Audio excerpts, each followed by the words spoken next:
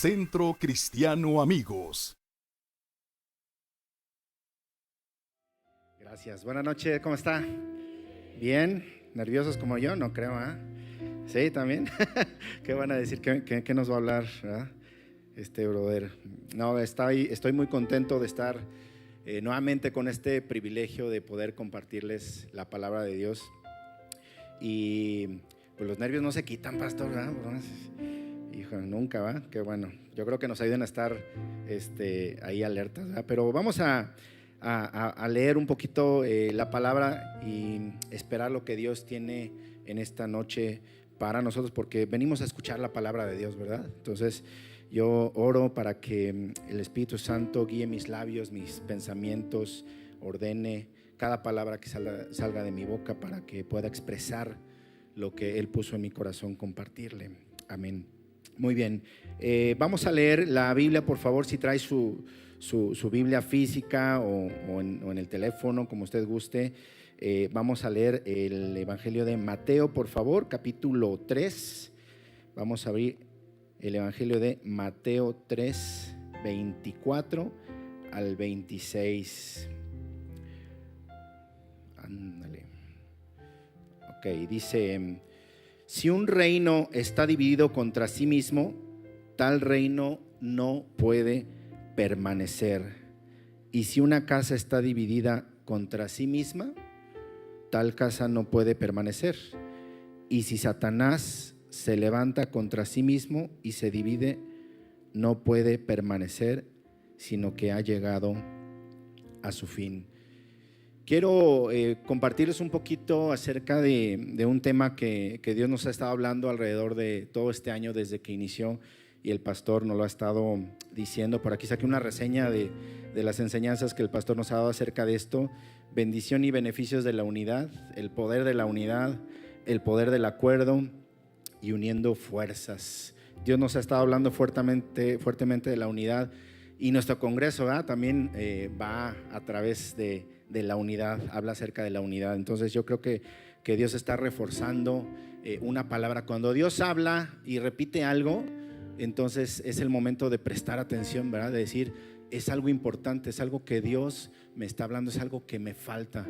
Y Dios ponía esta palabra en mi corazón y me hablaba y me decía justamente esto: si un reino está dividido, no puede permanecer. Entonces, por consiguiente, tenemos que estar en unidad, si no, no vamos a permanecer. Y en esta vida hay dos clases de reino. Ay, híjole, me queda bien poquito tiempo.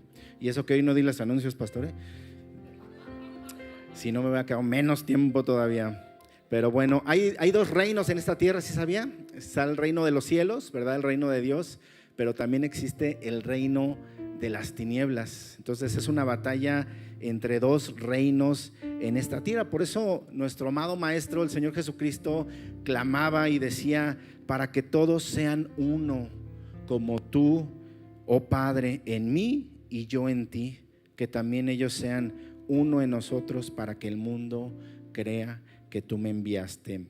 Fíjense que hace como un año más o menos, un poquito más, yo leía la palabra de Dios ahí en 1 Samuel, una historia que ahorita vamos a ir para allá, que es el centro del mensaje, y leía una parte en la que le preguntaba yo al Señor cosas, ¿verdad? No sé si a usted le pasa que luego lee la Biblia y no entiende algo y le dice: pues Señor, ¿por qué como que no tiene mucho sentido esto que estoy leyendo, ¿verdad? Pero hace un par de meses más o menos fuimos a un congreso. Tuve la oportunidad de acompañar a nuestro pastor, y por ahí también andaba Josué y Pensa, ¿verdad? Fuimos ahí de acompañantes del pastor a un congreso en la ciudad de Aguascalientes, y hablaban casualmente, dicen por ahí diocidentemente también, de la unidad. Y mientras estaba el predicador compartiendo, Dios me estaba hablando y Dios me estaba respondiendo la pregunta que le había hecho yo hace casi un año. Y entonces me daba mucha luz, y de hecho por ahí se lo compartía a Josué en ese momento. Le dije: oye, fíjate que algo le pregunté a Dios hace como un año y apenas lo estoy entendiendo, y Dios me lo está revelando. Pero vamos a ver esto que Dios nos va a hablar el día de hoy acerca de la unidad, de la importancia que es estar en la unidad, pero también de un aspecto muy importante que vamos a leer en 1 de Samuel, capítulo 17, verso 1 al 50. No vamos a leer toda la historia porque pues es muy larga, pero ya usted se la sabe, ¿verdad? Esta batalla épica, ¿verdad? En los libros que yo creo que es una de las historias más conocidas y que más la gente recuerde, que más se cuenta, inclusive con los cristianos, con los no cristianos, la gente secular, inclusive la gente que no cree en Dios, conoce o ha escuchado acerca de esta historia. Es la batalla que vemos acerca del rey David, ¿verdad? Del pequeño David, una batalla contra un gigante. Y lo que yo le preguntaba a Dios era cuando estaban en el momento de la batalla y dice que estaban los ejércitos, ¿verdad? De los filisteos, y estaba el ejército de Saúl. Dice que el papá de David, ¿verdad? Isaí lo mandaba y le decía: ve a ver cómo está la batalla, ve a ver cómo va el asunto. Y entonces fue y bueno, ahí vio todo lo que estaba pasando. De repente preguntó: oye, ¿qué está pasando? ¿Verdad? ¿Qué sucede? Le platicaron, lo llevan con el rey porque él dice: oye, pues yo voy a pelear, ¿verdad? Él pide una persona, yo voy a pelear contra ese gigante. Y fíjense cómo es este tema de la unidad que Dios nos habla a través de este pasaje. Y hace rato leíamos que un reino no puede dividir, ¿verdad? El reino de las tinieblas dice que no puede permanecer si está separado. ¿Eso qué quiere decir? Que el reino de las tinieblas trabaja en la unidad, y usted y yo tenemos que trabajar en la unidad, ¿verdad? Y lo que nos muestra aquí la escritura es que el ejército de los filisteos, ¿verdad? Los enemigos del pueblo de Dios estaban en unidad, ¿verdad? Estaban en contra del pueblo de Israel, pero ellos sí entendían lo que era el poder de la unidad. Pero el poder de la unidad de las tinieblas nunca va a poder con el poder de la unidad del reino de Dios. Amén. Muy bien, entonces yo pensaba y decía: cómo un pequeño pastorcillo, un pequeño adolescente, un joven sin experiencia, ¿verdad? Pastor de ovejas, se podía acercar delante del rey y le decía: oye, pues déjame ir a pelear con él porque pues, está pidiendo a una persona, ¿verdad? Y el rey, yo decía esto: ¿cómo es posible que Saúl, siendo el rey de Israel, sabiendo que tenía en sus manos el poder perder o el poder ganar, haya dejado el destino de esa batalla y quizás del pueblo de Dios en las manos de un pequeño niño, de un pequeño adolescente? Entonces no me cabía en la cabeza. Yo decía: ¿por qué, Señor? ¿Por qué el rey Saúl aceptó esto? Y entonces conforme les digo, en el congreso hace un par de meses en Aguascalientes, Dios me hablaba y me explicaba un poquito y me decía: lo que pasa es que la Biblia dice que nosotros debemos estar juntos y unánimes, ¿verdad? Como en el Pentecostés. Y entonces me decía: el pueblo estaba junto pero no estaba unánime, ¿verdad? ¿Qué decía Goliat? Tráiganme a uno, ¿verdad? El ejército de los filisteos estaban juntos, ¿verdad? Iban en conjunto. Y entonces Goliat era un guerrero que iba en contra del pueblo de Israel. Es decir, había una unidad. ¿Están de acuerdo? Y entonces Goliat decía: tráiganme a uno, porque ellos sabían que el pueblo en ese momento no estaba en unidad. Estaban juntos pero no estaban unánimes, ¿verdad? Entonces lo que viene David a representar aquí es esa unidad que le faltaba, ¿verdad? Esa fórmula, esa ecuación faltante para que la victoria de Dios pudiera descender sobre su pueblo. Estaban juntos pero no estaban unánimes. Pero entonces viene esa unidad, esa una persona que es el rey David, ¿verdad? Que es figura de nuestro Señor Jesucristo, ¿verdad? Y Goliat en este caso era figura de Satanás, ¿verdad? Del enemigo. Entonces faltaba esa unidad y viene el rey David, y el rey Saúl entiende esta parte. Yo creo que él la sabía, él lo conocía, él fue elegido, él fue ungido como rey, ¿verdad? De parte de Dios. Y entonces el rey Saúl lo sabía, pero él sabía también que él no podía provocar esa unidad en el pueblo. Y entonces por eso no se animaba. Yo creo que por eso no se animaba a mandar a nadie, ¿verdad? Decía: no, es que no, nadie aquí es esa ecuación que hace falta para que nosotros seamos uno, para que estemos unánimes como el enemigo. Y entonces viene el rey David, y el rey David mira el rey Saúl mira al rey David, esa unidad, esa ecuación que hacía falta para enfrentar la batalla. Y entonces por eso es que otorga la responsabilidad a David, a ese pequeño joven, de ir a pelear, porque David representaba la unidad que al pueblo le faltaba. Saúl no vio a un inexperto, Saúl no vio a un pastor, Saúl vio a una unidad, vio a una persona que iba a generar eso que les hacía falta para que el pueblo de Dios tuviera su victoria. De hecho, en el libro de los Hechos, en el capítulo 2, como ya lo comentaba hace rato, decía que el Señor Jesucristo los mandó a estar unánimes, juntos y unánimes, ¿verdad? Dice el verso 2 de Samuel que estamos leyendo, dice: también Saúl y los hombres de Israel se juntaron y acamparon en el valle de Elá. Se juntaron, ¿ya vieron? Estaban juntos y se pusieron en orden de batalla contra los filisteos. Estaban juntos, pero no estaban unánimes, que es lo que se necesitaba para obtener la victoria. Entonces, David representa esa unidad, y esa unidad que usted y yo necesitamos nos la da el Espíritu Santo, ¿verdad? Dice la Biblia que nosotros fuimos adoptados, ¿verdad? Y el Espíritu Santo vino sobre cada uno de nosotros. Y dice la Biblia que nosotros somos uno por el Espíritu, ¿verdad? Estamos en un mismo Espíritu. Entonces usted y yo tenemos que estar en esa unidad mediante el Espíritu Santo. Podemos estar aquí reunidos. De hecho, hoy podemos estar aquí reunidos, podemos estar juntos. Los domingos podemos estar juntos, pero seguramente hay muchos que no están unánimes, que no están mirando la visión, que no están caminando bajo la visión que Dios ha hablado a esta casa. Entonces yo quisiera que hoy nos preguntáramos: ¿estoy aquí? ¿Estoy junto? ¿Estoy reunido en esta iglesia, en Centro Cristiano Amigos, pero estoy unánime? ¿Realmente estoy siendo partícipe de esa unidad que Dios demanda? ¿Estoy siendo parte de ese un solo cuerpo? Dice la Biblia que somos un cuerpo, somos una unidad, ¿verdad? ¿Realmente lo estamos haciendo? ¿O nada más estamos aquí, venimos, alabamos, cantamos, pero no estamos unidos, ¿verdad? Muchas veces yo he visto gente que viene a la iglesia y que termina el servicio y pum, así parece que los están correteando, ¿verdad? Y abren la puerta, termina, el pastor dice amén, o inclusive antes de las ofrendas, y vámonos, dice, corriendo, porque no estamos unánimes, no estamos en un mismo espíritu.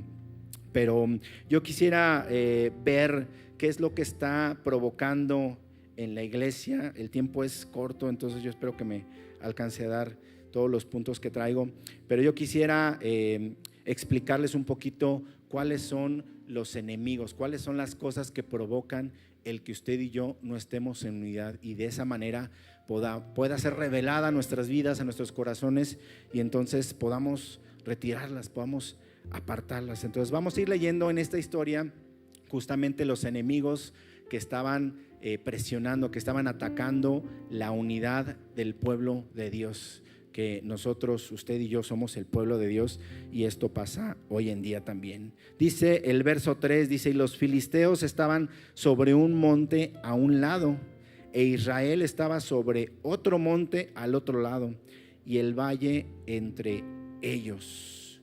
¿Cuál es este primer enemigo de la unidad que viene y nos ataca como iglesia, como pueblo de Dios? Es la ignorancia.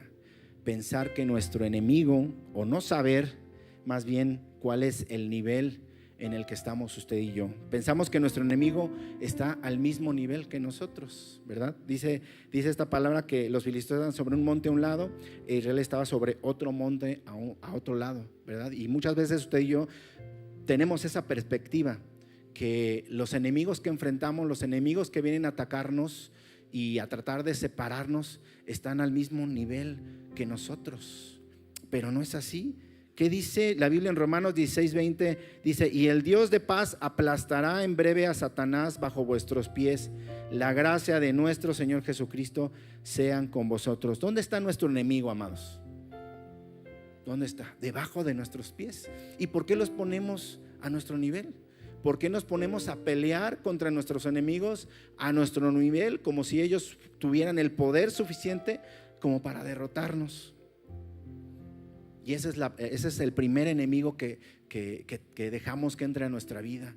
Ignoramos a pesar de que hemos escuchado que Dios es todopoderoso, pero cuando viene la batalla, cuando vienen los enemigos, entonces ya los vemos grandototes, ¿verdad? Como el pueblo, y vemos un montón de ejércitos, y vemos ahí inclusive al Goliat lo veían hasta más alto, ¿verdad? Y entonces no lo vemos al nivel al que debe estar. Nuestros enemigos están debajo de la planta de nuestros pies. Satanás está debajo de la planta de nuestros pies. Inclusive hay cristianos, yo he escuchado, yo he conocido a muchos a lo largo de este caminar en Cristo, que inclusive tienen miedo de decir Satanás, ¿verdad? Dicen, no, mejor no, el enemigo, el chancludo, no sé qué tantas nombre el chancla, ¿verdad?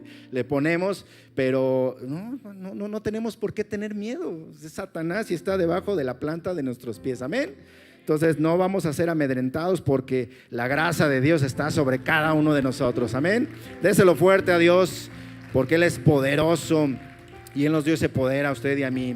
Vamos a ir al segundo, me voy a ir un poquito rápido para que me dé tiempo. Dice 1 Samuel 17, vamos a leer del 8 al 11, dice: y se paró, hablando de Goliat, dice, y dio voces a los escuadrones de Israel diciéndoles: ¿para qué os habéis puesto en orden de batalla? ¿No soy yo el filisteo y vosotros los siervos de Saúl? Escoged a uno entre vosotros, un hombre que venga contra mí. Si él pudiere pelear conmigo y me venciere, nosotros seremos vuestros siervos. Y si yo pudiere más que él y lo venciere, vosotros seréis nuestros siervos y nos serviréis. Y añadió el filisteo: hoy yo he desafiado al campamento de Israel, dadme un hombre que pelee conmigo. Oyendo Saúl y todo Israel estas palabras del filisteo, se turbaron y tuvieron gran miedo. El segundo enemigo de la unidad que se nos presenta es la mentira, ¿verdad? Escuchar otras voces que no son las de Dios. Aquí estaba hablando el filisteo y el pueblo de Dios y el rey Saúl escuchaban lo que Goliat les estaba diciendo, ¿verdad? Y estaban creyendo las mentiras que el enemigo les está haciendo. ¿Por qué hacemos caso cuando el enemigo viene y nos dice: tú no puedes, estás derrotado, a ti Dios no te usa, eres un mal esposo, no mereces nada, ¿verdad? Andamos escuchando a veces el consejo del compadre, de la comadre, ¿verdad? De la tía, de la sobrina, de la amiga, del amigo, pero no escuchamos la voz de Dios y debemos escuchar lo que dice nuestro Padre, ¿verdad? Ahora el día lunes, no sé si a ustedes les ha pasado, yo sé que algunos de ustedes sí me lo han platicado, pero el lunes tuve una batalla espiritual en la madrugada, y me despertaba, ¿verdad? Tuve una pesadilla horrible y entonces el enemigo empezó a atacarme después, ya que me desperté, y me quería amedrentar y me decía: no puedes proteger a tu familia, no puedes proteger a tu esposa, tú no puedes proteger a tus hijos y les van a pasar cosas malas y tú no vas a poder hacer nada. Y entonces venía toda esa lucha a mi mente, en mi pensamiento, y entonces le platicaba a mi esposa que yo comenzaba a orar, pero del miedo, pues del temor, de las mentiras que el enemigo estaba bombardeando a mi mente. No recordaba la palabra de Dios, decía: voy a orar con la palabra de Dios, y no me acordaba de los pasajes, y yo estaba orando y orando, y ya de repente, conforme pasaron los minutos, comencé a recordar, y el Señor, el Espíritu Santo me recordó. Dice la Biblia que Él nos va a recordar todas las cosas, y ese recordar todas las cosas nos recuerda su palabra. Y entonces empecé a declarar la palabra de Dios y empecé a orar, y esa mentira fue derrumbándose, ¿verdad? Yo le decía a mi esposa: fíjate que soñé esto, y oramos y declaramos la protección de Dios sobre nuestra familia, pero no debemos de creer a lo que dice el enemigo. Yo sé que la batalla a veces más fuerte que tenemos usted y yo es en nuestra mente, en nuestros pensamientos, ¿verdad? Le dice: ¿para qué no vale la pena? ¿Para qué sigues yendo a esa iglesia? ¿Para qué si todo sigue igual? ¿Para qué? Mentiras del enemigo, porque quiere separarte del cuerpo, porque no quiere que estés en unidad, porque él sabe que si tú estás en unidad, entonces tienes garantizada la victoria. ¿Por qué creen que Goliat amedrentaba al pueblo y amedrentaba a David y les decía de cosas? Porque Goliat sabía, y Goliat es figura del enemigo, de Satanás. Goliat sabía que si David se decidía a pelear con él, estaba derrotado. Y entonces las patadas de ahogado que decía el enemigo era: bueno, pues lo voy a amedrentar, ¿verdad? Para que no venga y pelee conmigo, porque yo sé que me va a derrotar, porque Dios está con él. Y así es el enemigo. El enemigo no quiere que usted y yo vayamos y peleemos contra él, porque él sabe que lo vamos a derrotar, y no por usted y por mí, sino por el Espíritu Santo que mora en cada uno de nosotros.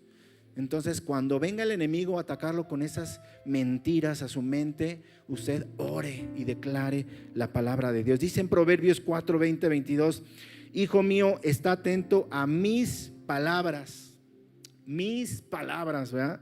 Inclina tu oído a mis razones. Está hablando Dios. No se aparten de tus ojos, guárdalas en medio de tu corazón, porque son vida a los que la hallan y medicina a todo el cuerpo. Entonces, no escuches mentiras del enemigo, ni aunque sean bien intencionadas, pero son mentiras. Las mentiras son mentiras, aunque te las digan en buen plan y tratando de hacerte un bien, son mentiras. Si va en contra de la palabra, no lo recibas, no lo creas. Tú cree lo que dice la palabra de Dios. Amén. Muy bien, ¿vamos bien hasta aquí? ¿Sí? ¿Está quedando claro? Muy bien.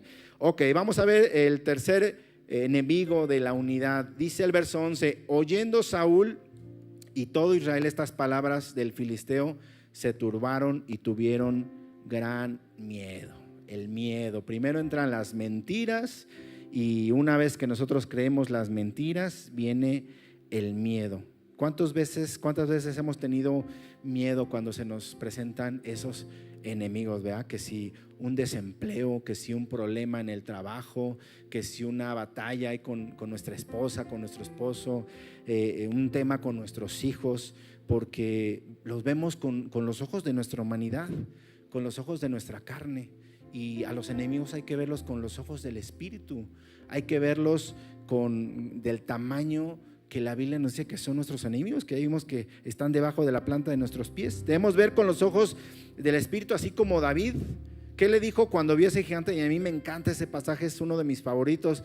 Dice el verso 26: entonces habló David a los que estaban junto a él diciendo: ¿qué hará el hombre que venciera a este filisteo y quitare el oprobio de Israel?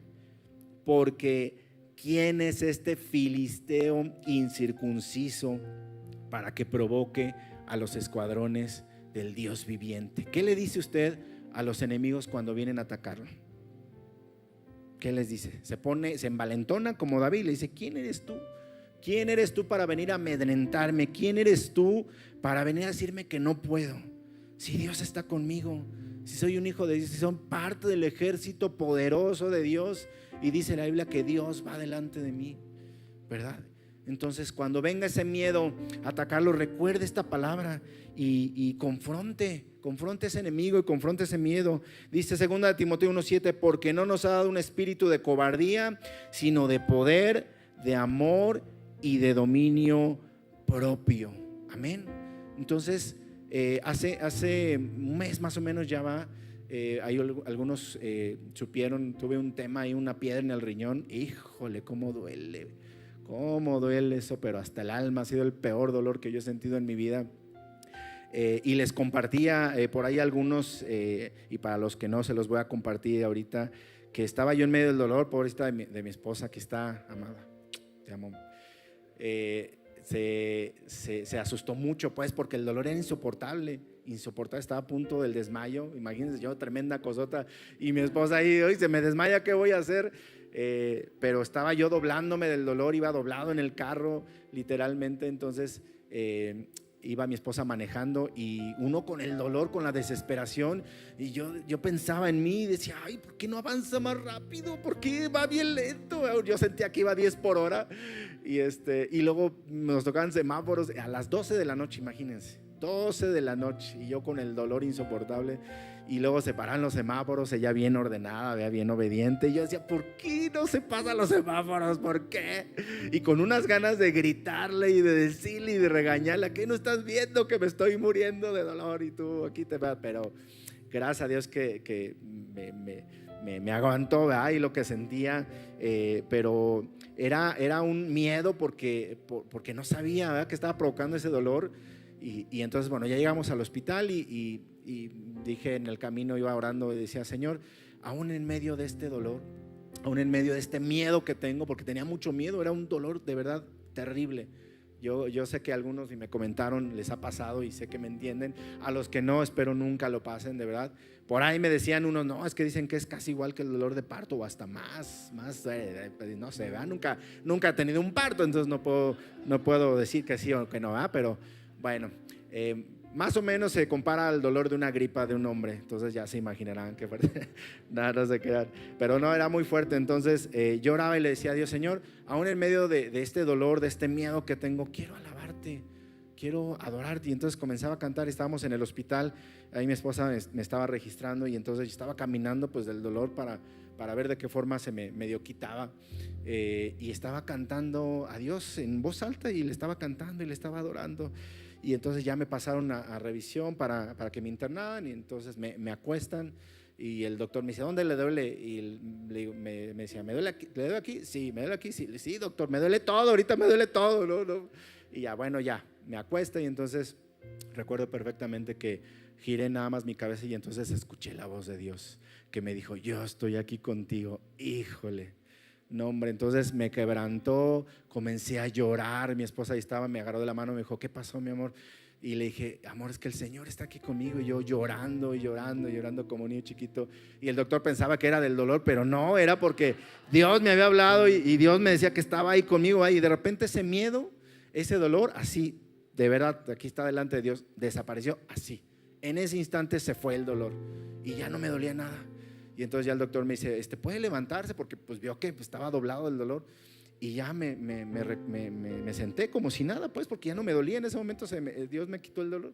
Y entonces ya, sí, doctor, ya pasé. Ya fueron, me internaron y bueno, gracias a Dios, Dios sobró. A partir de ese momento yo creo que Dios sobró, porque como a las 10 de la mañana que me hicieron el último examen, me dijo: no, ya no está la piedra, ya avanzó y ya está por salir, ya lo vamos a dar de alta.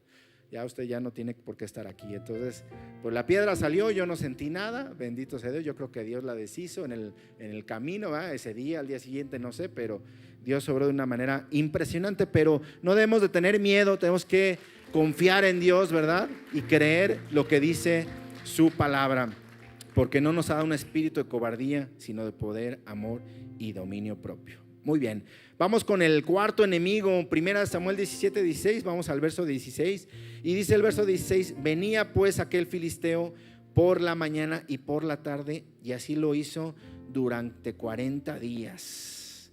40 días. Nuestro pastor nos ha enseñado, y en el seminario también nos enseñan, ¿verdad? Esta parte, 40 es número de prueba, ¿verdad? El pueblo de Israel estuvo vagando durante 40 años. Entonces el número 40 nos habla en la Biblia. Cuando usted lea en la Biblia el 40, muy probablemente tenga algo que ver con una prueba o con pruebas. Entonces lo que el enemigo que viene aquí a tratar de desunirnos es la desesperación.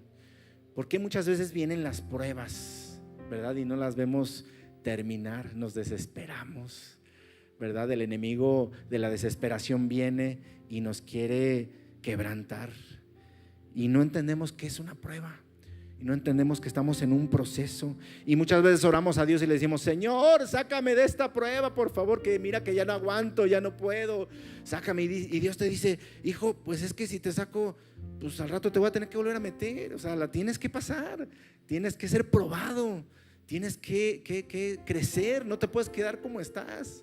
¿Por qué? Porque Él nos ama y Él no nos llamó para quedarnos como estamos.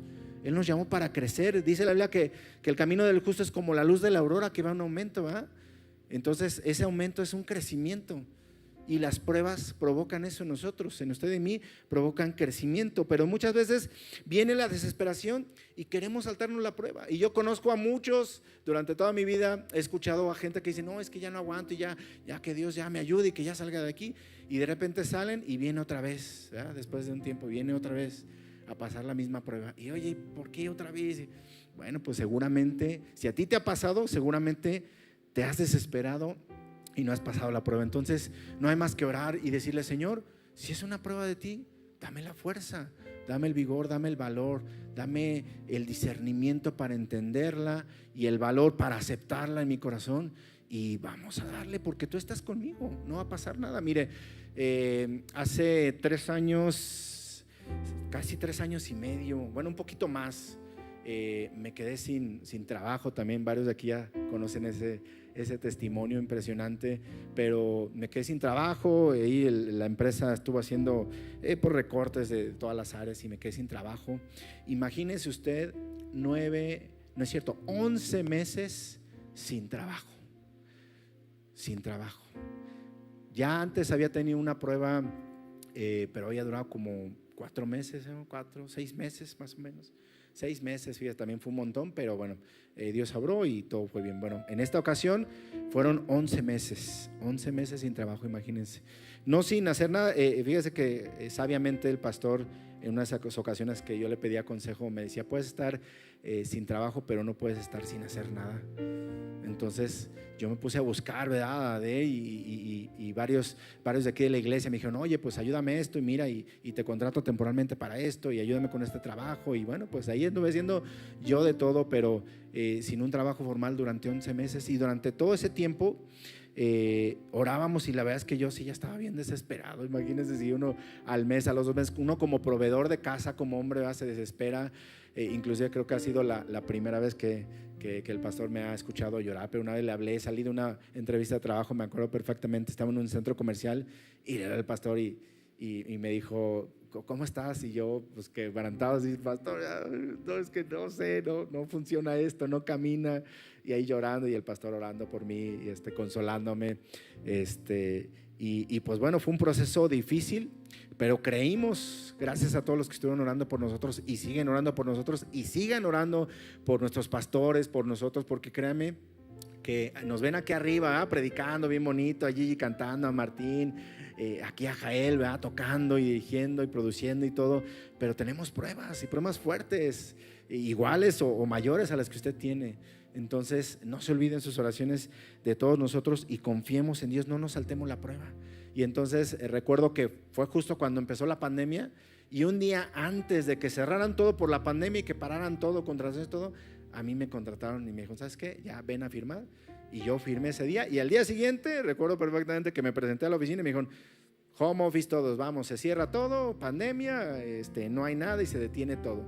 Y entonces fue un milagro, híjole, impresionante para Dios que haya sido pues un tiempo muy largo, un proceso largo. Creo que ha sido el más largo que hemos pasado en casa, pero ahí estaba Dios y siempre proveyó y siempre suplió todo. Entonces no nos saltemos el proceso de la prueba por la desesperación. Amén. Déjenme ir rápido porque ya se me acabó el tiempo, híjole, perdón, que me tardo como en los anuncios. 1 Samuel 17:28 dice, y oyéndole hablar Eliab, su hermano mayor, con aquellos hombres, se encendió en ira contra David y dijo, ¿por qué has descendido acá? ¿Y a quién has dejado aquellas pocas ovejas en el desierto? Yo conozco tu soberbia y malicia de tu corazón. Para ver la batalla has venido. Eliab, el hermano de David, todavía que David fue por órdenes de su padre, ¿verdad?, a llevarles comida, a ver cómo estaba la batalla. Y el hermano dice, eres un soberbio, nada más vienes de chismoso, vienes a ver qué hay, ¿verdad? Y empieza a criticar. Y este es el quinto enemigo de la unidad, la crítica. La crítica, el chisme, el juzgar a los demás, el pensar que usted y yo somos como Dios y que conocemos las intenciones del corazón. Muchas veces escuchamos hablar la gente, decir cosas, pero las malinterpretamos. Hay veces que no, hay veces que sí, ¿verdad? Pero a veces confundimos las palabras y pensamos que la gente nos habla y está en contra de nosotros, criticando y juzgamos nosotros a las personas. Y de hecho el pastor nos lo habló justo el domingo, ¿verdad? Ahora es algo que se debe de erradicar de la iglesia. Debemos dejar de criticar, porque ese es un enemigo que nos aleja de la unidad. Solo Dios conoce las intenciones del corazón del hombre, dice su palabra en Jeremías 17:10, yo el Señor escudriño el corazón, pruebo los pensamientos para dar a cada uno según sus caminos y según el fruto de sus obras. Entonces dejemos de criticar, ¿verdad? Y si usted escucha que alguien empieza a criticar a un líder, a un servidor, a otro hermano de la iglesia, quien sea, párelo y dígale, oye, no critiques, mejor ora por él, ¿verdad? O igual si tienes algo en contra de, pues ve y platícaselo y arréglenlo, ¿verdad? Y que no haya malos entendidos. Hay muchas peleas que se podrían evitar si habláramos de frente, si nos dijéramos las cosas con sinceridad, dijéramos, oye, ¿sabes qué? Yo me ofendí por esto, tú dijiste esto, yo escuché esto, la verdad me lastimó y a lo mejor resulta que nada que ver, ¿verdad? Que a lo mejor lo dijo sin intención, pero bueno, a veces así pasa, somos humanos, no somos perfectos. El pastor nos ha puesto ejemplo, nos pide perdón constantemente, ¿verdad? Y creo que nosotros tenemos que hacer lo mismo, pedir perdón si es que en algún momento criticamos y juzgamos nosotros. Yo como líder al ministerio, a la gente que sirve con nosotros en el ministerio de niños, si en algún momento les ofendimos, perdónenos. Aquí en la iglesia, si de repente hay mucha gente, tratamos siempre de recibirlos con gusto allá, luego estamos en la puerta saludándolos, pero a veces se nos pasan y a lo mejor y dijo, uy, no me quiso saludar y algo ha de traer contra mí. De verdad, perdónenos, no es con intención, los amamos, de verdad estamos muy contentos de que estén aquí, y si hicimos algo así, perdónenos, venga con nosotros y platicamos, y somos la familia en la fe, somos la familia de Dios, amén. Muy bien, vamos con el último. No es el último, todavía falta, déjeme apuro. El sexto dice, 1 Samuel 17:33, dijo Saúl a David: no podrás ir tú contra aquel filisteo para pelear con él, porque tú eres un muchacho y él un hombre de guerra desde su juventud. El menosprecio es el sexto enemigo de la unidad. No te menosprecies en primer lugar tú, y también no dejes que nadie te menosprecie. Eres un hijo, eres una hija de Dios, profundamente amada, totalmente aceptada y altamente favorecida. Amén. Entonces, ¿sabes qué haces? A veces una de las cosas que nos hace menospreciarnos a nosotros mismos, el pecado. A veces cometemos errores, cometemos pecado, y hemos aprendido en el seminario, y nuestro pastor nos ha enseñado aquí que la palabra pecado va más dirigida, ¿verdad?, a errar en el blanco, ¿verdad?, a no dar en donde teníamos pensado dar, ¿verdad?, una equivocación. Y a veces nos equivocamos, y a veces el equivocarnos hace que nos menospreciemos. A veces fallamos, estamos en un proceso y estamos levantándonos de algo, ¿verdad?, del carácter, de algún vicio quizás, y de repente caemos, y viene el enemigo del menosprecio y te dice: híjole, ya ves, no ibas a poder, volviste a caer, volviste a fallar, volviste a pecar. Y ese es un enemigo que constantemente ahí nos está pegando. Pero dice la palabra de Dios que en primera de Pedro dice 1:18-19, sabiendo que fuisteis rescatados de vuestra vana manera de vivir, la cual recibisteis de vuestros padres, no con cosas corruptibles como oro y plata, sino con la sangre preciosa de Cristo Jesús, como un cordero sin mancha y sin contaminación. La sangre de Cristo siempre va a estar ahí para levantarnos. Jesús, cuando murió en la cruz, ya sabía todas las veces que usted y yo le íbamos a fallar, todas, pasadas, presentes y futuras también. Jesús ya sabía que hoy le iba a fallar yo, le ibas a fallar tú. Jesús ya sabía que ibas a tener un mal pensamiento. Jesús ya sabe, y aún así Él se dio por ti, por mí en la cruz. Él dijo: lo amo, ¿verdad? Él nos dice: te amo, no importa que vas a fallar, pero yo no estoy viendo tu pecado, yo estoy viendo el fin, yo estoy viendo no el proceso, sino en lo que vas a terminar. ¿Y en qué vamos a terminar? Bueno, pues en ser glorificados, ¿verdad? Dice la Biblia que vamos a ser arrebatados juntamente con Él en las nubes. Entonces, no te menosprecies, ni menosprecies el llamado que Dios te dio. Si fallaste, no te preocupes. Ahí está la sangre de Jesús para restaurarnos las veces que sea necesario. Amén. ¿Cuánto le podemos dar un aplauso a nuestro Dios? Gracias, Señor Jesús, por tu amor que no merecemos definitivamente. Dice Zacarías 2:8, porque así ha dicho Jehová de los ejércitos: tras la gloria me enviará Él a las naciones que los despojaron, porque Él los toca, porque el que los toca, toca a la niña de sus ojos. Está hablando de usted y de mí. Somos con la niña de sus ojos, como la niña de sus ojos. Hay una canción, ¿verdad?, muy bonita que me encanta mucho. Entonces, usted y yo somos como la niña de sus ojos. Entonces, no tengamos miedo. Dice el último punto, ya voy cerrando. 1 Samuel 17:38-39 dice: y Saúl vistió a David con sus ropas y puso sobre su cabeza un casco de bronce y le armó la coraza, y ciñó David su espada sobre sus vestidos y probó a andar, porque nunca había hecho la prueba. Y dijo David a Saúl: yo no puedo andar con esto porque nunca lo practiqué. Y David echó de sí aquellas cosas. ¿Cuál es el enemigo que viene a alejarnos de la unidad? La usurpación, el querer usurpar el lugar de otro, las actividades de otro. Dios tiene un llamado, una función específica para cada uno de nosotros.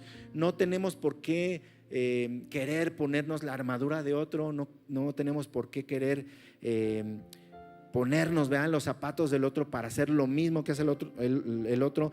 Tenemos, dice la Biblia, que ser imitadores, vean, de nuestros pastores, de los líderes, pero porque ellos imitan a Cristo, entonces tenemos que ser imitadores de Cristo, ¿sí? Pero no tenemos por qué decir, ay, mira ese brother, me gusta cómo predica el pastor. A mí me encanta cómo predica mi pastor, pero bueno, el que yo predico como pastor, pues jamás, ¿verdad? Pero Dios nos dio una gracia diferente a cada uno de nosotros, ¿verdad? Yo siempre que el pastor me da el privilegio de venir a compartir, digo, Señor, pues yo no predicaré muy bien, ¿verdad? Pero tú úsame a pesar de mis debilidades y de mi humanidad, y yo sé que Él usa porque es su palabra. Dice la Biblia que su palabra viene y hace para lo que fue enviada, amén. Entonces no busquemos usurpar el lugar de otro, no busquemos la posición que tiene otro, más bien busca el llamado que Dios tiene para ti, así como eres tú, así como eres de medio gruñón, con cara de testimonio, ¿verdad? Que Dios te dejó quizás, así Dios te quiere usar, así Dios te va a moldear y así Dios te va a levantar, porque tiene un llamado para cada uno, amén. Muy bien, dice 1 Samuel 17:40, dice, y tomó su cayado en su mano y escogió 5 piedras lisas del arroyo y las puso en el saco pastoril, en el zurrón que traía, y tomó su onda en su mano y se fue hacia su filisteo. David usó lo que él sabía hacer, ¿verdad? Lo que él tenía a su alcance. Él usó las herramientas que Dios le había dado a él como pastor de ovejas. Entonces él no necesitó la armadura de Saúl para vencer a ese gigante y para mostrar esa gran victoria. Usó los recursos que Dios le había dado. Y eso es, usted y yo tenemos que usar los recursos que Dios puso en nosotros, los dones, las gracias. A veces hay gente, yo de verdad que admiro a las personas que Dios los usa con un don profético impresionante, con una palabra de sabiduría, palabra de ciencia, de revelación, de la enseñanza. Pero a lo mejor usted y yo no tenemos eso, pero tenemos otras herramientas que Dios nos dio, ¿verdad? Entonces busquemos esas herramientas de Dios y no busquemos usurpar ni busquemos el lugar de nadie más, amén.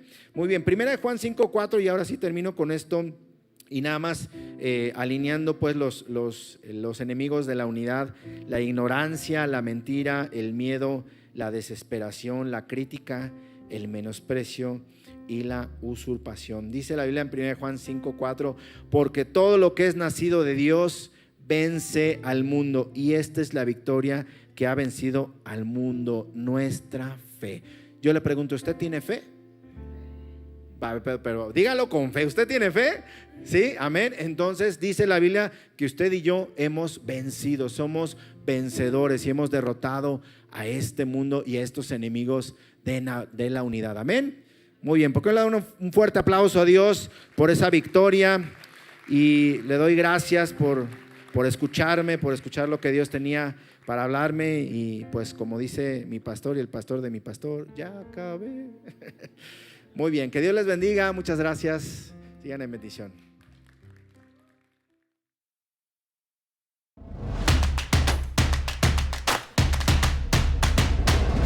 Centro Cristiano Amigos.